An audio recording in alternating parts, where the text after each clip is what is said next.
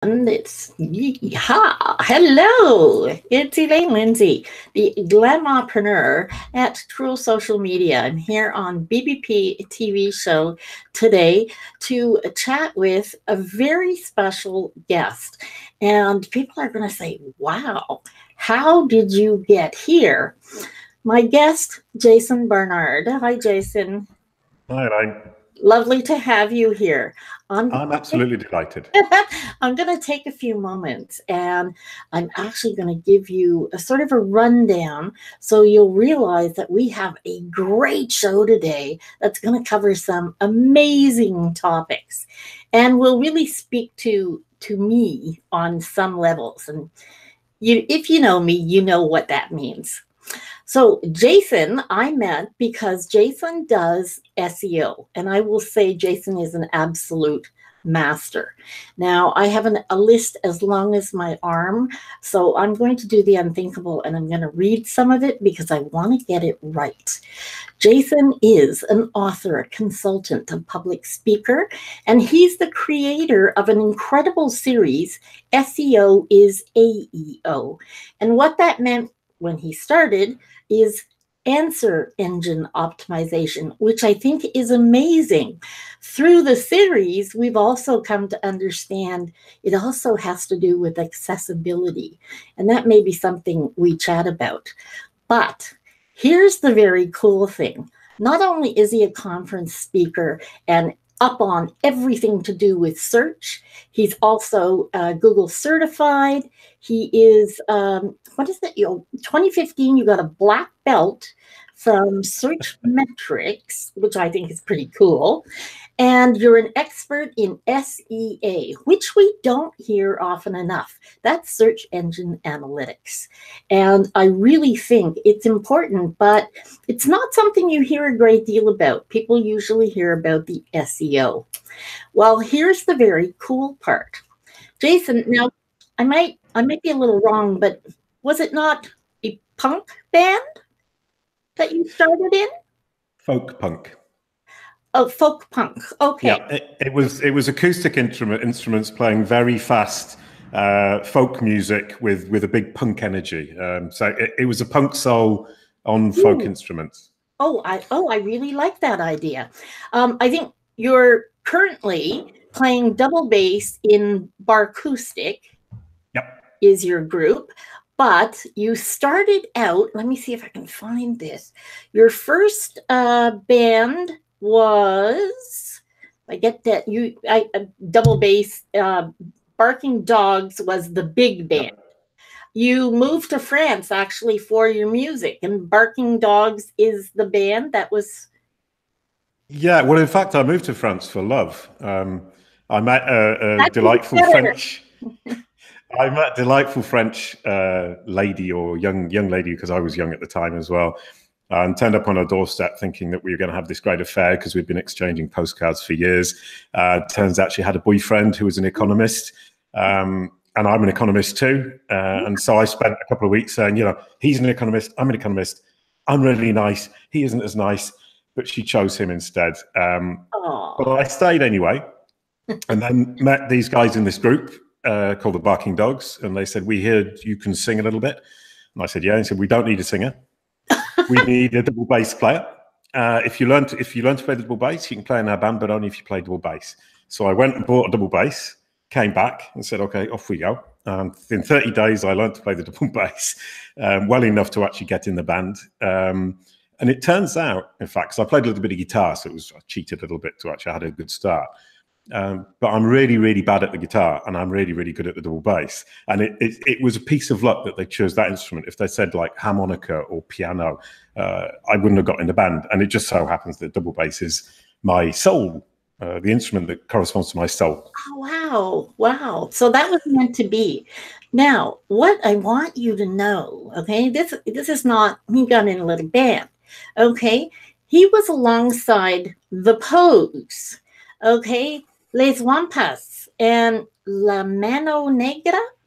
Yeah, well, the Mano Negra is actually a really good thing. Because in France at the time, of the early 90s, there was an alternative rock movement which was led by the Mano Negra. The Vampas were part of it. And there were lots of French groups that were playing very energetic, semi-punk kind of music, inspired by The Clash, but very folk-based, lots of European folk going on, which is why we got into that kind of area. And we toured for 7 years, played 660 concerts, made a living out of it. And that was thanks to people like the Mano Negra, who broke the ground, set it all up, and got these little bars and tiny villages having concerts.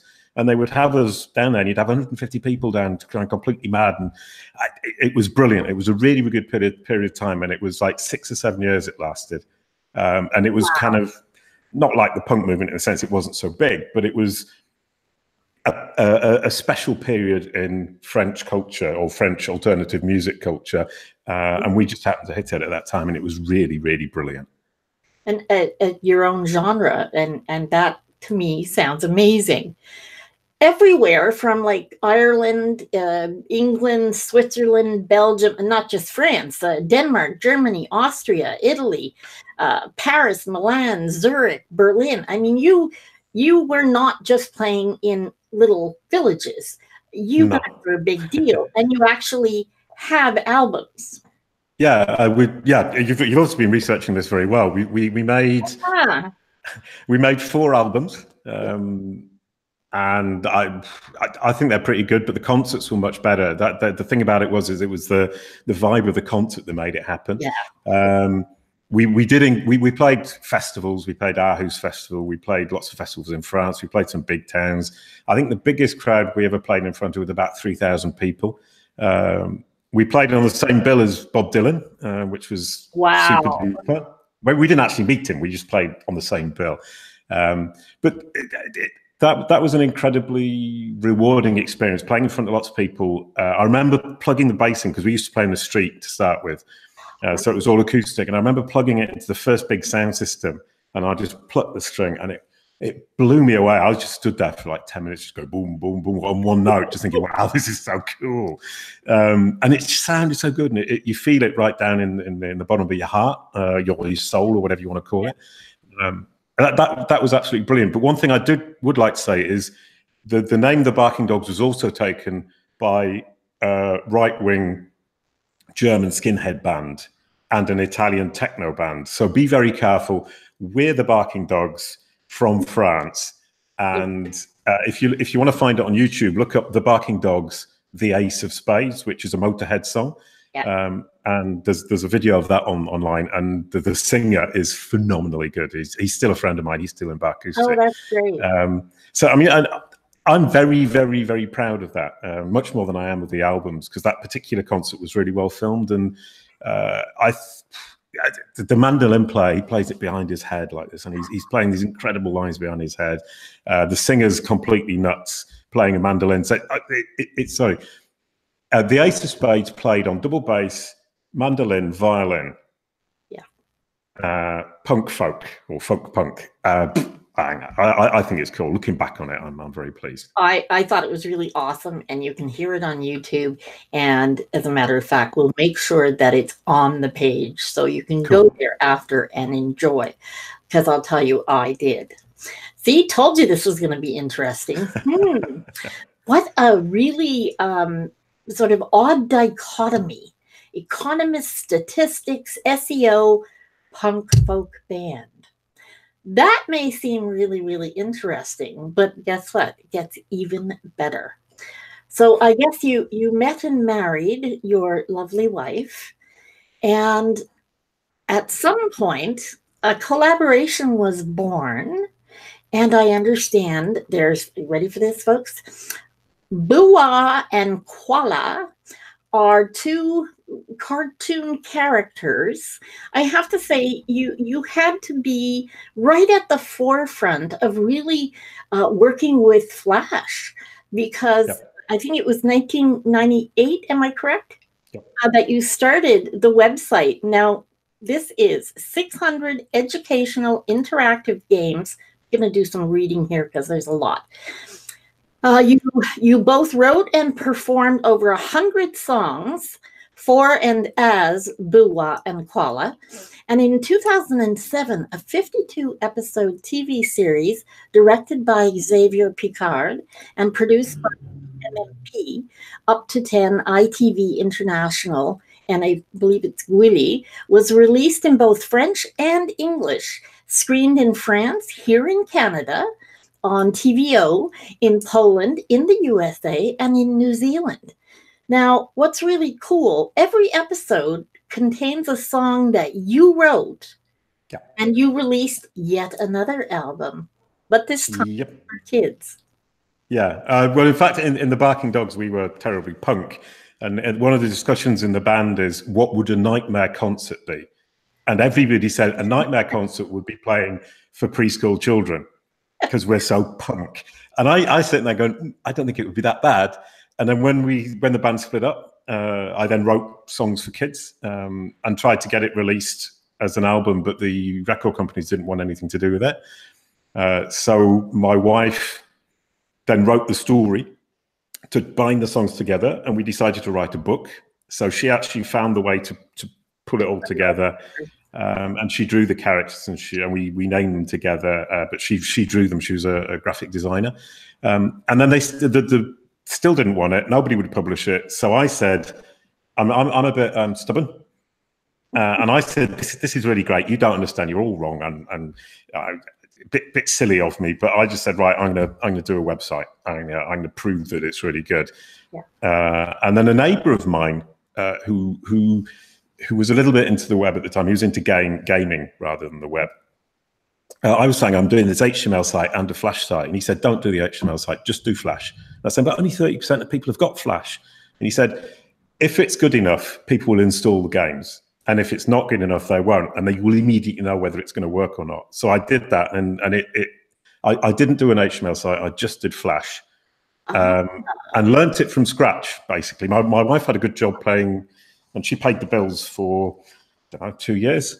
Well, I just sat there and tried to learn how to do Flash and do these games. And I built the games, did the animations. She did the drawings. I did the animations and built the games, and ended up building these 600 games.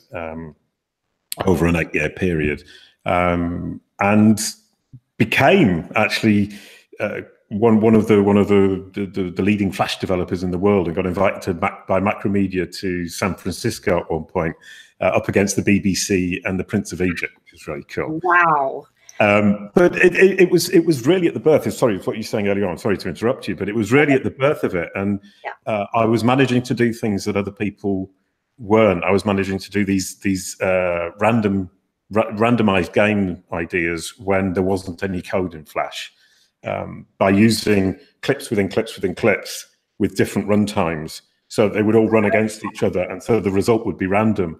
And it was actually the animation within the animation within the animation that was making the random decisions, which was supposedly random. Anyway, and I was terribly pleased with myself. But what I really liked about it was that the kids loved it, and you got these emails from parents saying, "Great, thanks guys, this is really cool." And I had a grandma say, wrote to me once and said, thanks to Boowa Kwala, my grandchildren now say please and thank you.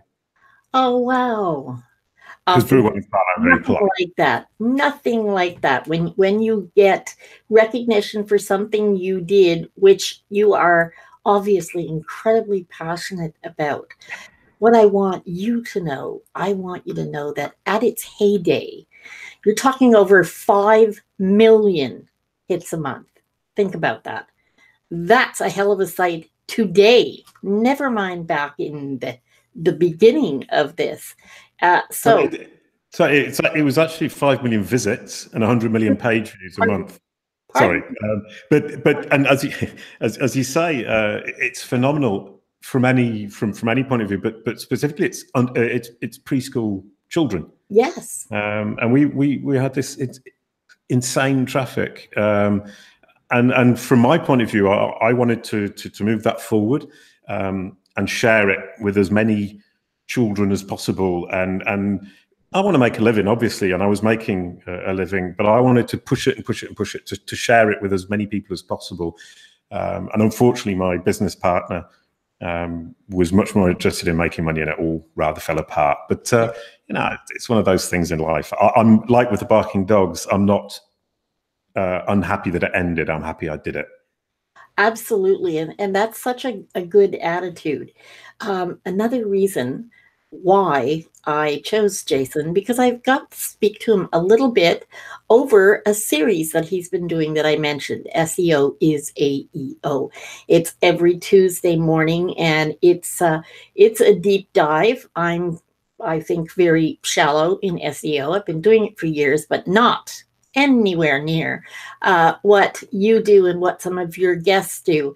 And it's fascinating to me to hear not just the passion in your voice, but the understanding of all of these concepts. And I believe it's because of your background, because you have such a variety of interests, you're able to look at it in a very different way and really pull it together sort of cohesively, which I think is a skill. I think it's an incredible skill.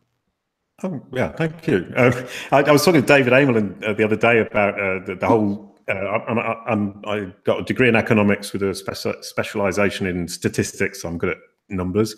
Then I went into music, and people don't see that music and mathematics and numbers and economics is actually quite related. What I like about the music aspect is that you have this. It's very structured, and you have to be very structured to be able to play music. But if you add creativity, you get that real soul and the real feeling, which is what I really like about it. And then you move on to the flash thing, which is obviously coding, which is obviously linked to the statistics and the economics.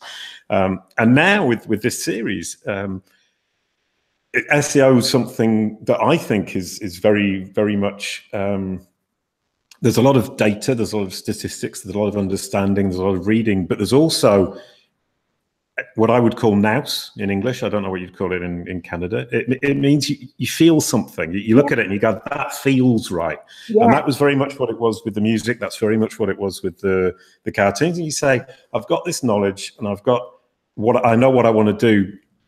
And this combination of things just feels right. I can feel it in my bones. And chess is a very interesting. I played a lot of chess when I was a kid.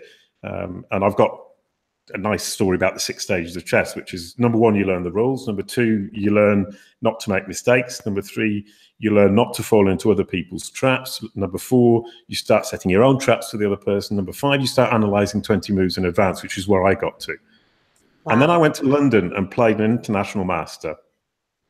And he played 20 matches in a table. And he just walked around and played each one. He took 5 seconds to do a move.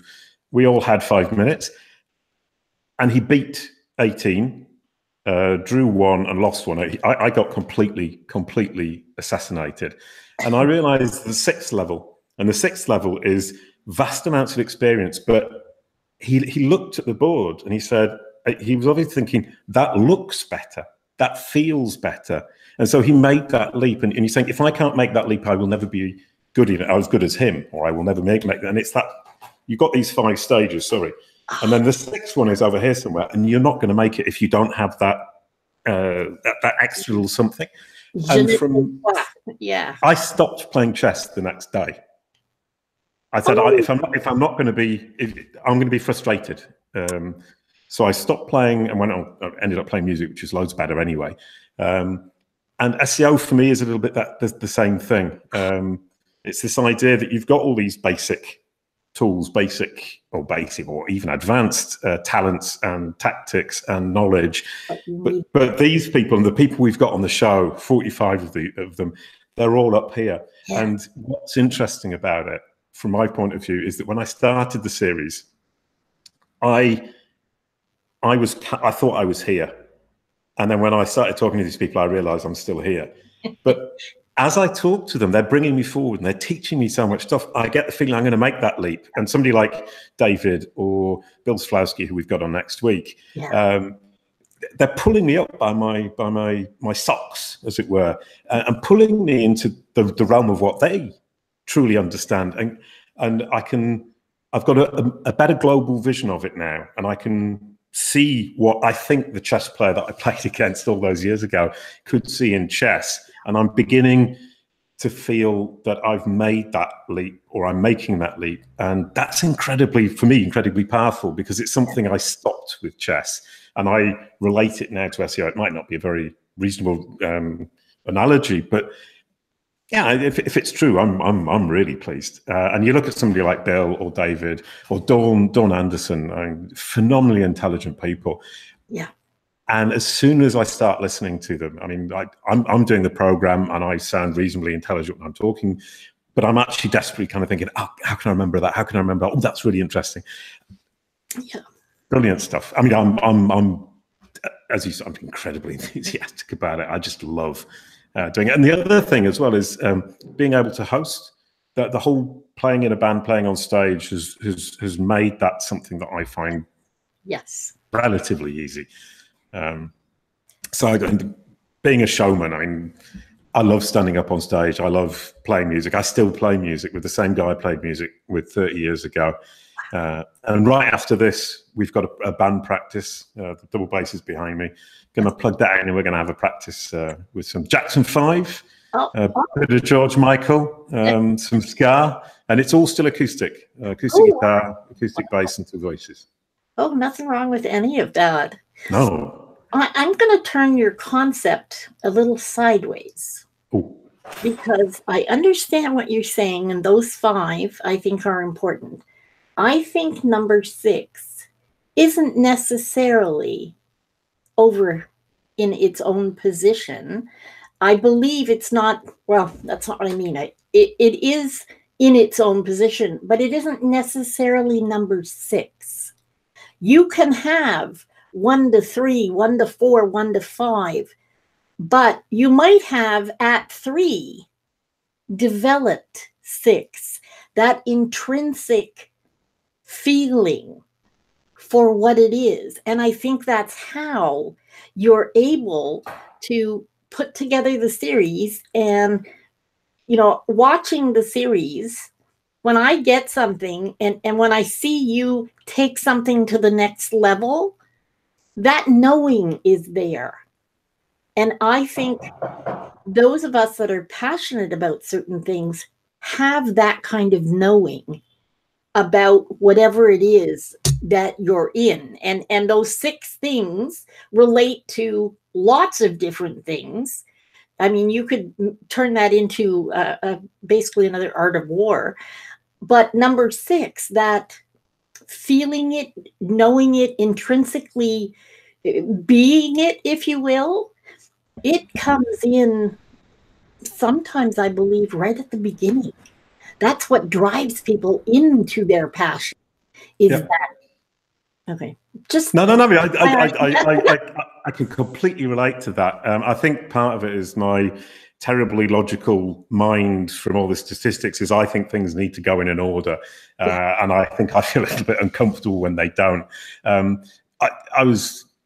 Thinking about it, that intrinsic talent is something that I envy. The guy who plays the violin in the Barking Dogs on that video, he could pick up any instrument, he could play it. He had that intrinsic talent where he felt so at ease with it.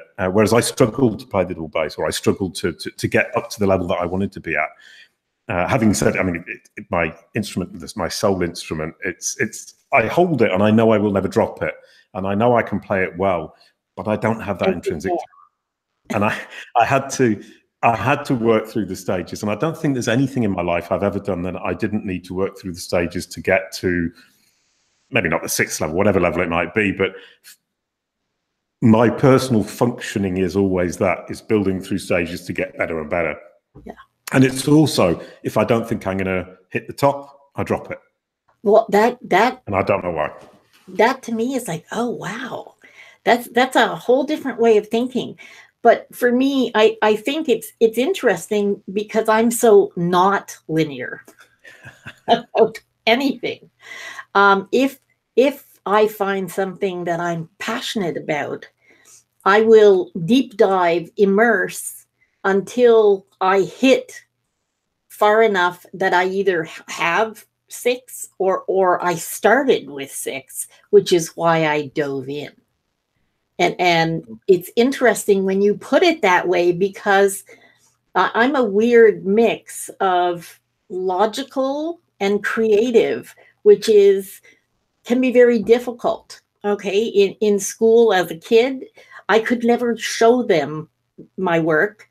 I could always give them the right answer, but don't ask me to show you, because it's convoluted. And others, I have good friends that are super logical, and everything was done in order. But I really have to think about your concept about, if you can't get there, you're just going to drop it. Yeah, that's just me. I mean, it drove my dad mad.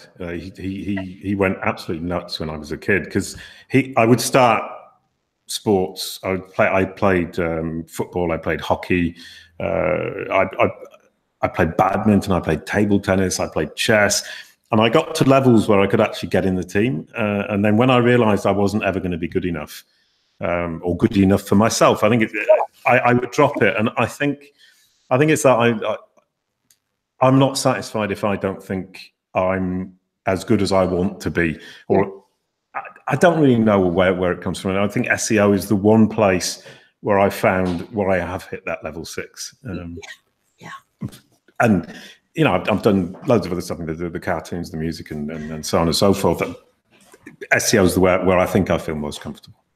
And I think that's awesome. I have to say, you may not think so, but you definitely hit number 6 in the cartoons and the kids stuff. Absolutely. Thank you. And I quite enjoyed your music. So there you go. You quite enjoyed it. Well, the kids thing, as well, as I was saying just before we started speaking, is what was really nice was that I actually just did things that I thought were fun.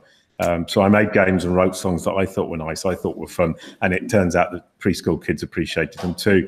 And the secret sauce, if you like, of that whole thing was I wasn't teaching the children anything. I was showing them the world as it is in a naive manner, and a manner that, and my wife as well, very naive approach to life, with a capacity to simplify everything and keep things very simple and straightforward and factual, and fun at the same time. And I mean, obviously, I did the whole series, the whole games and everything with my wife, who was the other character in the duo, and it was a very, very happy combination of two naive people doing something really nice for kids, and me with my 6 stages, kind of driving along in a very structured manner. And if you didn't have that behind it, the creativity wouldn't have seen the light of day, or it wouldn't have seen the public. So it was a very happy combination. And I think it would be really interesting to do a study of some of the top YouTube channels that are out there right now for preschool children, because I think you'll find that an awful lot of them, that's what hooks the children.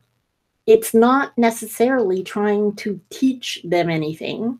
You know, there's a channel that all the guy does is open Kinder eggs. He's not teaching anything, but I have 5 grandkids.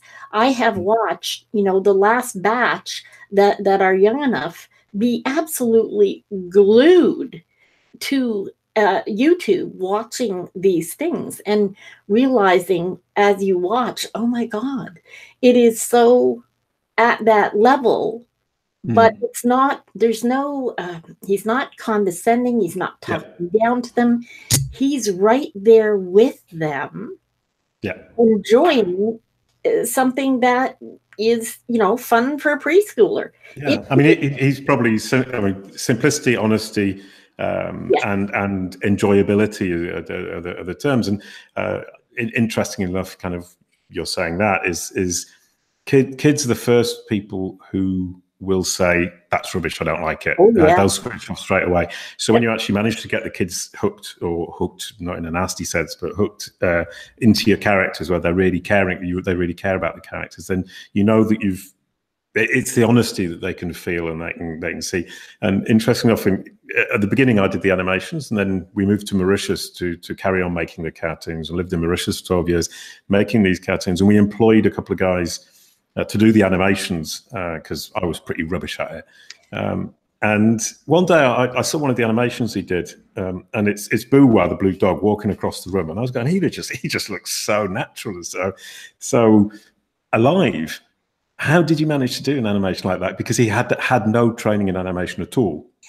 He just made it up as he went along. And he said, "Oh, I just watch you every day."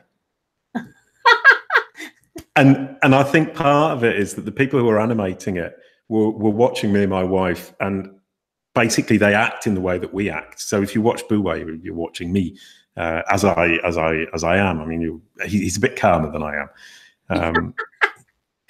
But that kind of being honest, being upfront, not being condescending, and making it fun, it really hits a note with the kids. Yeah, it's fun for fun's sake. Yeah, and then to bring the fun onto the SEO is AEO series, my tagline, and I tell this to all the guests, is it needs to be interesting, intelligent, and enjoyable, or fun, whichever one you prefer. And for me, the idea is to say these people are really super smart. If they're having a good time telling and enjoying sharing their knowledge and their insights, everybody's going to get involved. Everyone's going to get something out of it, and they really are playing the game. We've got halfway through. We've done 8 episodes, so we're pretty much exactly at the halfway mark.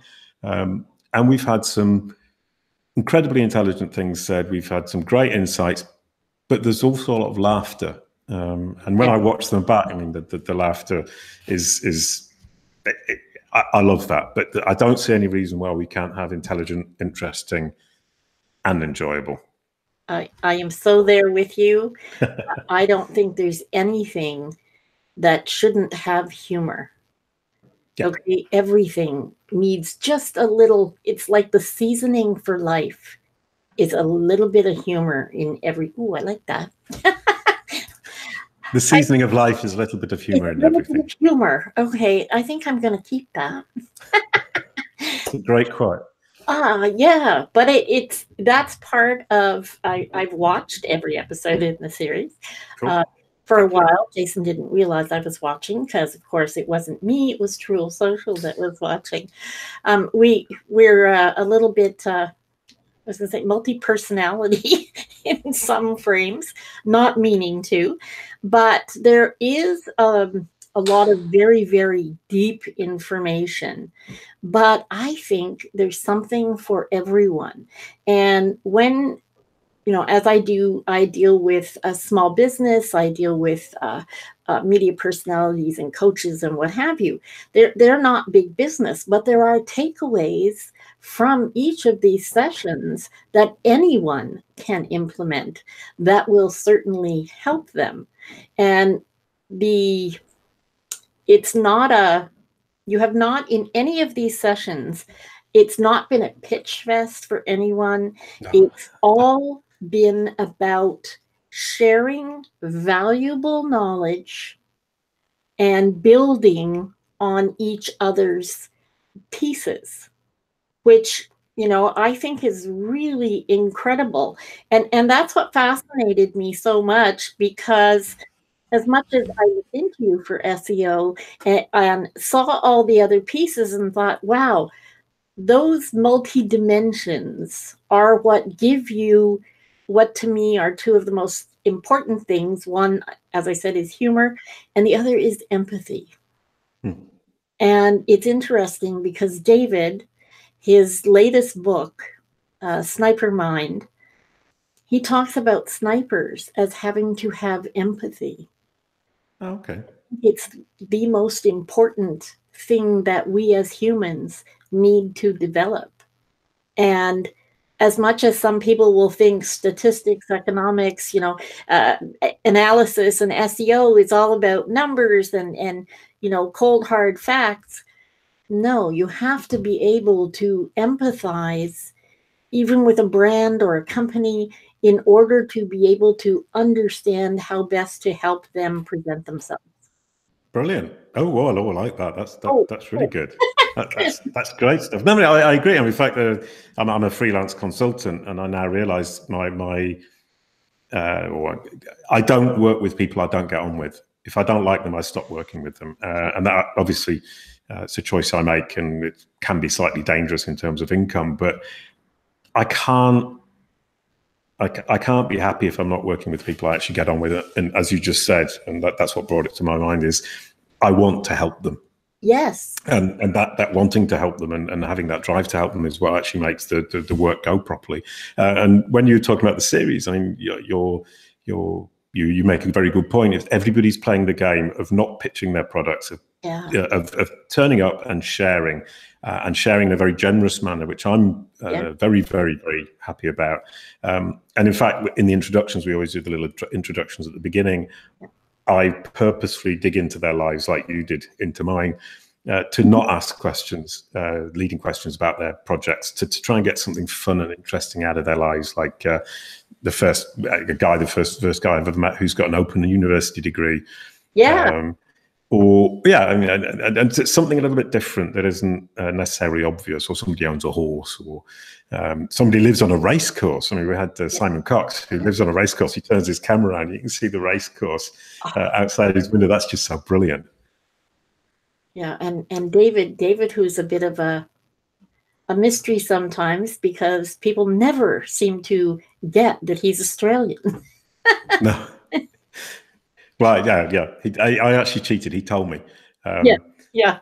But I actually couldn't remember, so I just went through all the countries I could think of. And there's so many for him, you know. Well, in fact, when I was listening back, I realised I did them in an order. In my mind, I was going around the world. And there is actually a logical, a logical step of countries, which goes from Europe across to Australia and then up to Asia. See, there's the statistician coming in. I can't help it. It just came out like that, and yeah. So there you go. It's funny how we do tend to play to our strengths in whatever, but to what you said about wanting to like the people you work with and the companies that you take on, to me, it's, you know, not to put it in too big an esoteric piece, but you kind of have a sacred trust when you're handling their optimization, because you could make or break a company. Yep. You know? Indeed, yeah. I've picked up a couple of companies, who have been almost broken by an SEO who gave them bad advice, and that's kind of depressing. And they're terribly, terribly wary of anything I tell them, because they've seen how wrong it can go.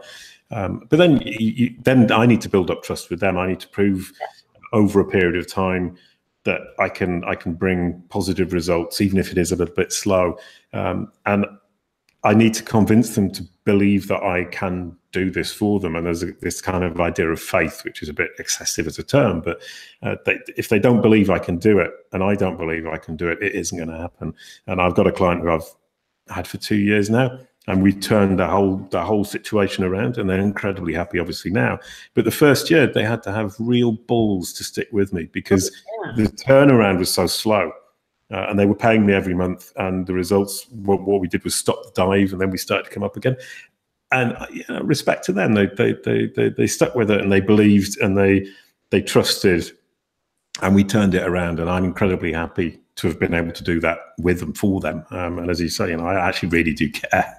Well, I was going to say, and kudos to you, because they stuck with you because they felt your truth and your passion. And you know, I think in this day and age, we have to be a little esoteric, because people have such incredible choice. You can go anywhere in the world now for anything, be it a pair of shoes or peanut butter or SEO. You can get it anywhere. And, you know, the world really is your oyster. And it makes life so much better to be able to pick those with whom we resonate. Yeah. I agree 100%. I mean, the fact that I'm in a position where I can actually choose not to work with a client because I don't agree with either their business practices or just their personality is very lucky, very good for me. And, you know, I've dropped a couple of clients in the last few months because I just didn't get on with them. And then find other clients, I mean, who I do get on with. And I had a meeting just before this with a client. It's actually quite a big client. And in general, I don't work with very big companies, but the people in the team are just such nice people. And one thing I realized is one of the reasons I managed to sell my services to this particular company was because of the series, not because they'd seen the series, but because the series gave me that overall view where I can say, okay, we've got the UX guy, we've got the development guy, we've got the content writers, and we've got the press people. And we're going to attribute all of your roles, and we're going to show you how it all contributes to the whole. Yeah. Nobody is to blame for any failure individually. We're all to blame for, we're all part of the success, and any individual's failure will not fail the whole team. And it's all a bit kind of hippie, but it really resonated with them, and the job is going incredibly well.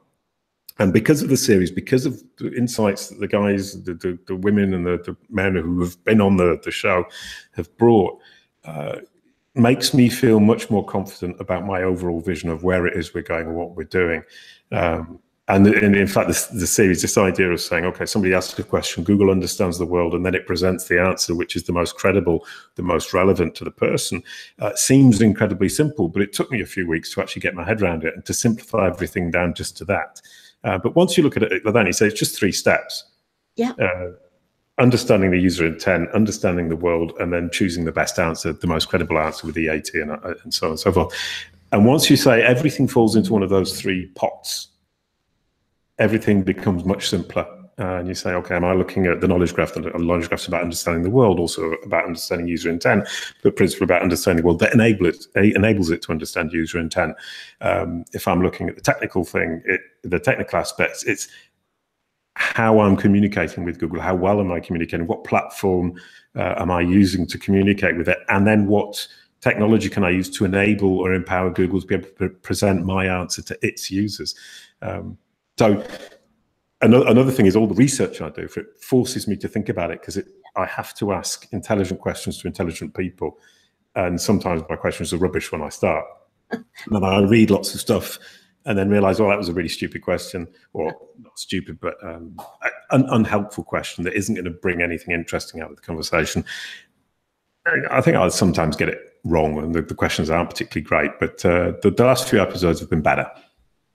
I think there's been value in all of them, but you know, the fact is we are going to get things wrong, all of us. You dust off and you keep going. And the funny thing is, okay, people are always that old adage, there are no stupid questions. There really aren't, because although it may be a lesser question in what you're thinking is useful, I guarantee you there's someone that needed that answer. Yeah. And I suppose my biggest worry with the questions is that I ask a question that doesn't elicit an interesting answer for the audience, and that some of the audience are going to switch off in their minds. They're not interested. I really want to keep things kind of incredibly informative for everyone, and I know that's not possible. I've set myself an impossible task. A little bit of perfection there.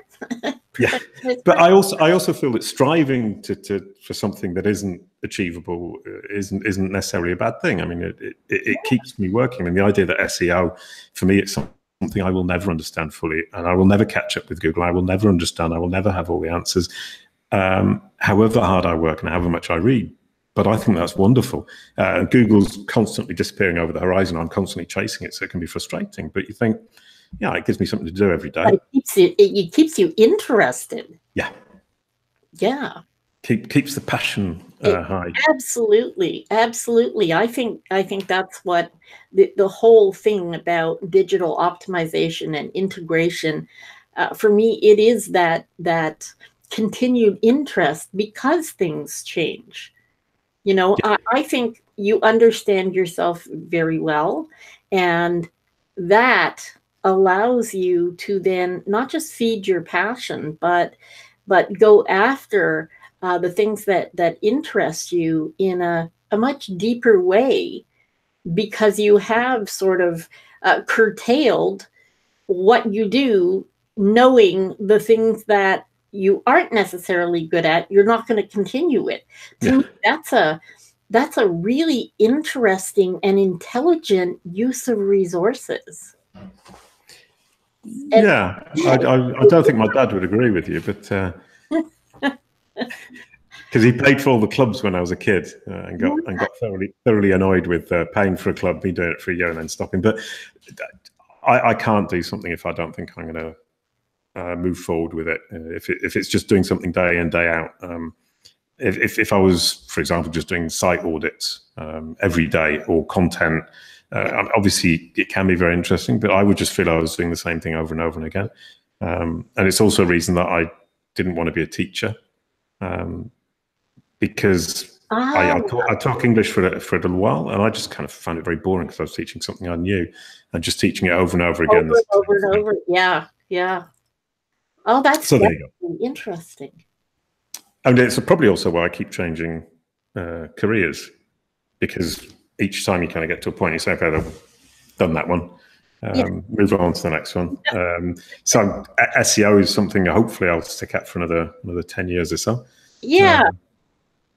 I think that the whole thing that I'm still playing the music, and music is something you never master fully. SEO is something I'm never going to master fully, and I find both of those terribly challenging. Yeah. And very exciting, very fun. Oh, absolutely. And that's why people who really love to read continue, because you're never going to come to the end of books. You're never going to come to the end of knowledge. Learning, there is always more opportunity to learn. Yeah. Sorry, I'm trying to get somebody to close the curtain to get the light off me. Put out by the sun there. Well, in fact, the person who's here is Hugo, the singer from the band in the 90s, and he's come around here for the practice afterwards. Well, that's awesome. Because we actually work together. He does some SEO as well. He's a technical SEO. Okay. So, and we've been friends for 30 years. We work together and play music together. It's cool. It's great having that's something wonderful, is having a friend who's been a friend for 30 years, and you've shared all this shit with. I think that's rewarding and lovely. Makes me feel all warm and fuzzy inside. Yeah, that too. No, I think that's damn cool, and definitely keep things interesting for sure. And that's God, we could go on and talk forever, but I think that's a really good time to kind of wind down. I think you're right. Yeah, I'm feeling warm and fuzzy inside. That's really good. That's a good way to end it. The one thing I always ask my guests to do at the end of the show is, can you leave us with one tip, tweak for business and or personal that you think that people could find useful and implement in their lives right away? Ooh, that's a terribly, terribly tough question. I